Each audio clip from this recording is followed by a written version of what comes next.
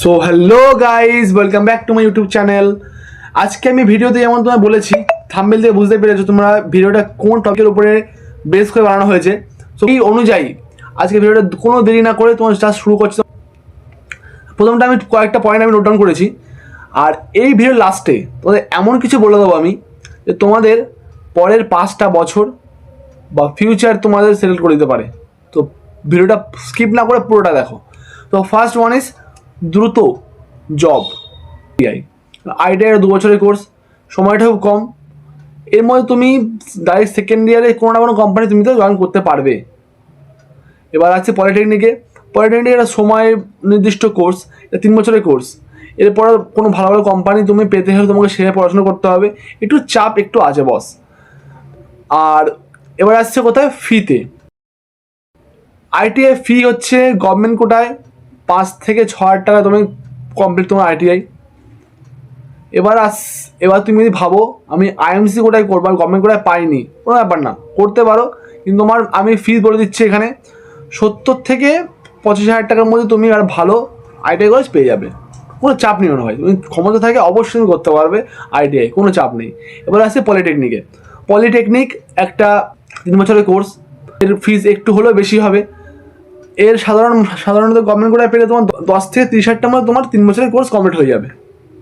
এবার সেই জায়গা তুমি যদি পলিটেকনিক একটা ম্যানেজমেন্ট কোটায় ভর্তি হতে চাও, সেখানে একটা ল্যাটারের এন্ট্রি নিয়ে আর ভালো ইউনিভার্সিটিতে 1,25,000 টাকা মিনিমাম।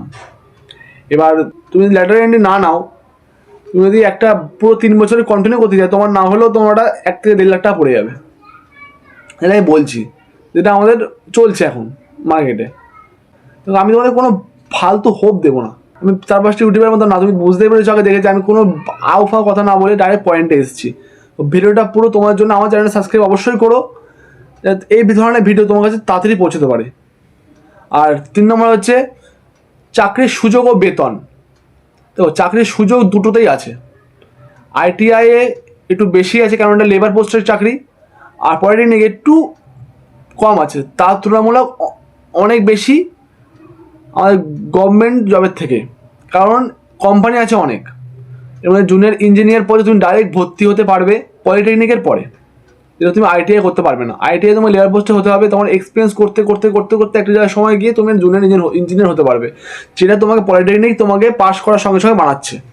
এবার বেতন বলছি আমি, আইটিআই জায়গায় লেবার পোস্টে যখন কোম্পানি যখন তোমাকে হায়ার করবে, তখন তোমার স্যালারি ইন ওয়েস্ট বেঙ্গল সম্ভবত সব জায়গায় হয় 12 থেকে 15 হাজার টাকা ম্যাক্সিমাম। এবার তুমি যদি বাইরে যাও বা ব্যাঙ্গালোর, চেন্নাই বা হায়দ্রাবাদ, এখানে কিন্তু তোমার একটু অ্যাপ্রক্সিমেটলি একটু বেশি, কারণ এখানে তোমার খরচাটা বেশি। এখানে তোমার মাইনে সম্ভবত 20 থেকে 22 হাজার টাকা, এর বেশি হবে না। এবার ইন পলিটেকনিক তুমি যদি একটা ভালো কোম্পানিতে যাও ইন ওয়েস্ট বেঙ্গল, সেখানে তো মাইনে খুব বেশি হবে না। আইটিআই যদি দেয় 12 হাজার টাকা, তোমাকে দেবে 14 হাজার টাকা ইন ওয়েস্ট বেঙ্গল। তুমি যদি বাইরে যাও, সেখানে তোমার মাইনে অবশ্যই একটু বেড়ে যাবে। এক্সপিরিয়েন্স পলিটেকনিক হোল্ডার হয়ে থাকো, তোমার মাইনে অবশ্যই বাড়বে তুলনামূলকভাবে আইটিআই থেকে। এবার আমি বলছি 4 নম্বর পয়েন্ট, ফিউচার পজিশন। ফিউচার তুমি কি করতে পারো, ফিউচার তোমার একটা জুনিয়র ইঞ্জিনিয়ার হতে গেলে আইটিআই এর পরে তোমার অনেকটা বছর চলে যাবে, অনেকটা সময় চলে যাবে। এবার আসছি পলিটেকনিকের পরে তোমার ডাইরেক্ট একটা জুনিয়র ইঞ্জিনিয়ার বানাচ্ছে। এর পরের পদে কি, এটা সিনিয়র ইঞ্জিনিয়ার। এই সিনিয়র ইঞ্জিনিয়ার পদ কতটা গুরুত্বপূর্ণ একটা কোম্পানির পক্ষে তুমি সেটা অবশ্যই জানো, আমাকে বলতে হবে না এটা। এরপর আসছে কি বিটেক করার জন্য তোমার পলিটেকনিক করতে হবে, যদি তুমি আর্টস ব্যাকগ্রাউন্ড নিয়ে আইটিআই এর পরে পলিটেকনিক ভর্তি হও। এবার তুমি যদি ডাইরেক্ট মাধ্যমিকে জেএক্সপি এক্সাম দিয়ে পলিটেকনিক ডাইরেক্ট এন্ট্রি নাও, তাহলে সেই ক্ষেত্রে তোমার বিটেক করতে পারবে পলিটেকনিকের পরেই। এর জন্যে মাধ্যমিকের পরে যদি পলিটেকনিক ভর্তি হতে পারো, তোমার জন্যে আইটিআই কোনো দরকার নেই। আমি বলবো না যে আইটিআই খুব খারাপ, ব্যক্তির প্রয়োজন অনুযায়ী জায়গা নির্ভর করে তুমি কোনটার জন্য তৈরি হচ্ছ।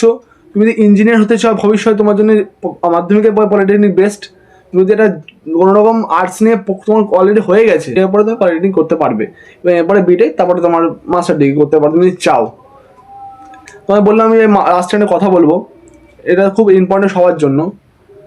দেখো তুমি যদি মাধ্যমিক সায়েন্স মাধ্যমিক সবার থাকে, তুমি যদি এরপরে একটা জেএক্সপি এক্সাম দাও, সেখানে তুমি সিলেক্ট হও, তুমি ডাইরেক্ট পলিটেকনিক করতে পারবে। তোমার এম হচ্ছে ইঞ্জিনিয়ারিং হতে গেলে তোমাকে বিটেক তোমার করতেই হবে। মাধ্যমিকের পরেই যদি তুমি পলিটেকনিক ভর্তি হও, পলিটেকনিকের পরে তোমার বিটেক।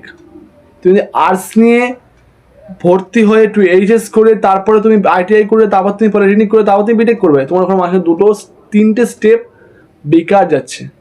তুমি সেই যাচ্ছ বিটেকেই, ঘুরিয়ে ফিরে এখান থেকে ওখান থেকে। এবার পলিটেকনিক করে কী হবে, তোমার মাধ্যমিক, পলিটেকনিক, বিটেক, কোনটার সঙ্গে সুবিধা বেশি। যদি তোমাদের এই ভিডিওটা একটু হলেও তোমাদের কনফিউশন দূর করতে পারে, আমাকে কমেন্টে জানাও। আর আমার চ্যানেলটা সাবস্ক্রাইব করে রাখো, যাতে এই ধরনের ভিডিও তোমার কাছে খুব তাড়াতাড়ি পৌঁছাতে পারে আর আমিও একটু ইন্সপায়ার হতে পারি। সাবস্ক্রাইব